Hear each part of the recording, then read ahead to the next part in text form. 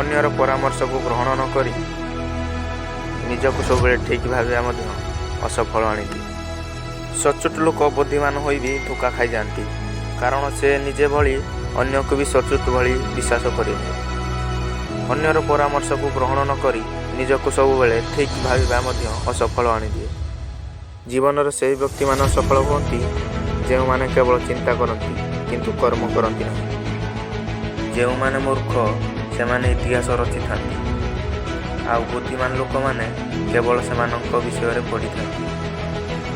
ହୃଦୟ ହେଉ ବା କାଚ, ଦିନେ ନା ଦିନେ ଭାଙ୍ଗିଯାଏ।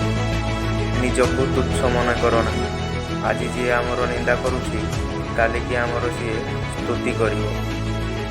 ଯେଉଁ ରାସ୍ତାରେ ଆପଣ ଏକୁଟିଆ ରହିଯାଉଛନ୍ତି, ତେବେ ବୁଝି ନିଅନ୍ତୁ ଆପଣ ସଠିକ୍ ରାସ୍ତାରେ ଚାଲୁଛନ୍ତି, କାହିଁକି ନା ସତ୍ୟତାର ରାସ୍ତାରେ କେହି ସାଥିରେ ନଥାନ୍ତି। ଅନେକ ପରିସ୍ଥିତିରେ ହାରିବା ପରେ ହିଁ ସଫଳତା ରାସ୍ତାର ସନ୍ଧାନ ମିଳିଥାଏ। ଏଣୁ ହାରିଗଲେ ନିରାଶ ନ ହୋଇ ମନୋବଳ ଦୃଢ଼ କରି କାମ କରିବା ଉଚିତ। ଯେପରି ମାଛ ପାଣିକୁ, ଲୋଭୀ ଧନକୁ ଓ ମାତା ପୁତ୍ରକୁ ଭଲ ପାଏ, ସେହିପରି ପ୍ରକୃତ ଭକ୍ତ ଭଗବାନଙ୍କ ନାମକୁ ଭଲ ପାଏ।